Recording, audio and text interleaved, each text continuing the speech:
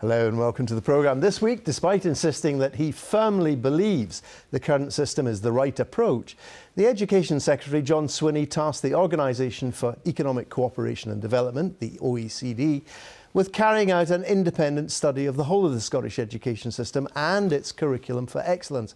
It comes amid increasing controversy over falling pass rates and a narrowing of subject choices for pupils, as well as continued difficulties in bridging the attainment gap.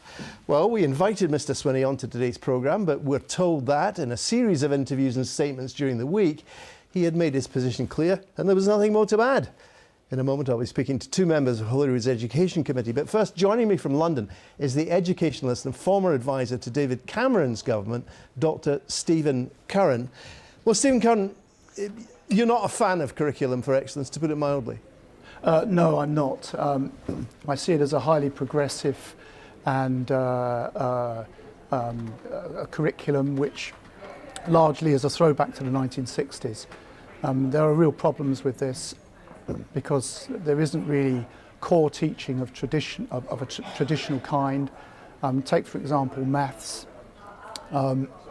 Children are not really learning, clear technique. They're doing a very exploratory approach, and it's really important in primary school to equip children with key skills in numeracy and literacy.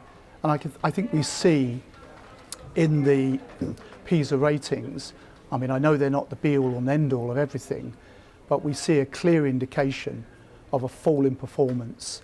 And of course, it's easy for politicians to try and shoot the messenger and not listen to the message.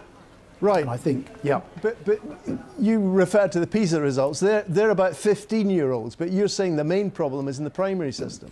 Well, I think if we look at what's happened in England since the introduction of the new curriculum in 2014, which was more traditional. I advised on that curriculum, and it had key things like the teaching of number, decimals, fractions in a more structured way, and not following a really exploratory and experimental kind of approach. We've seen a rise in children's performance, and we can see from 2015 where England was pitched at 26 on the PISA rating, say in maths, it's now up to 17, whereas Scotland is languishing exactly the same in exactly the same place it was in 2015. 2018, no change. And if you look back to where they were in PISA ratings on the 79 countries or 72 countries that were tested, you can see that they were number 9 back in the early 2000s. So something is clearly going wrong. And I think the politicians need to acknowledge this rather than trying to hide. A word you used right at the beginning of this interview, you talked about progressive education. What is it? Because a lot of people will think progressive. Well, that sounds like it's good. What do you think the problem? What do you mean by that? I'm not anti-progressive in the sense that I believe that children should be free thinking, they should explore. But when they get into primary school, we need to teach them something. You can't carry on an exploratory approach right through primary school. You introduce clear technique. Now, the Scottish curriculum for excellence, I've looked at it closely. It's vague, it's confusing, it's wishy-washy.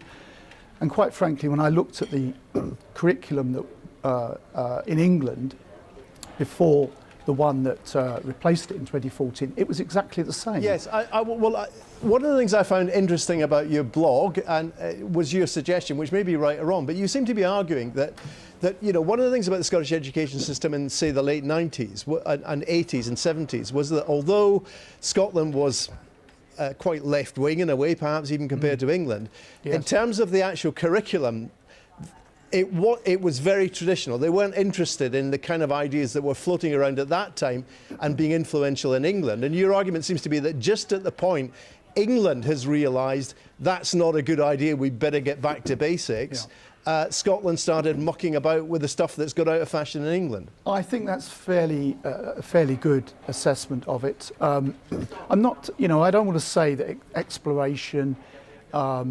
experimentation, discovery are wrong. Of course they're not. I'm a teacher. I've been a teacher for 35 years, and I believe in that. But, there have clearly been real mistakes that have been made. Just look at Singapore. They have the best maths kids in the world. And really, what are they doing? They've largely taken our curriculum for 50, 60 years ago, and they're using that. Okay, they've made adaptations to it. There's developments.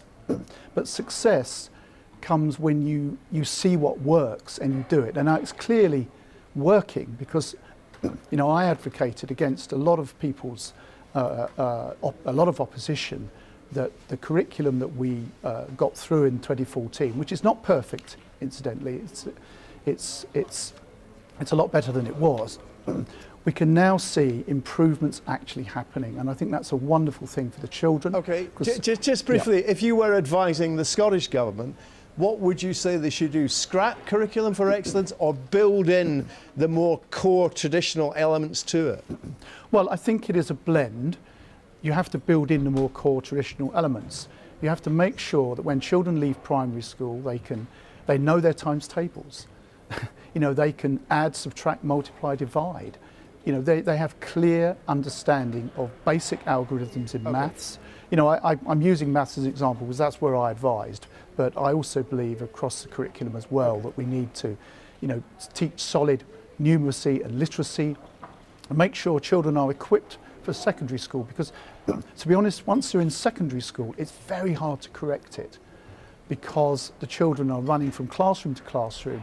And if a child has got problems in numeracy and literacy, it's really hard to solve it. Okay. And it has to be solved in primary school. Well, I'll have to leave it there. Stephen, Curran, Luke, thank you very much indeed for joining us this morning. Well, I'm joined now by the SNP's Claire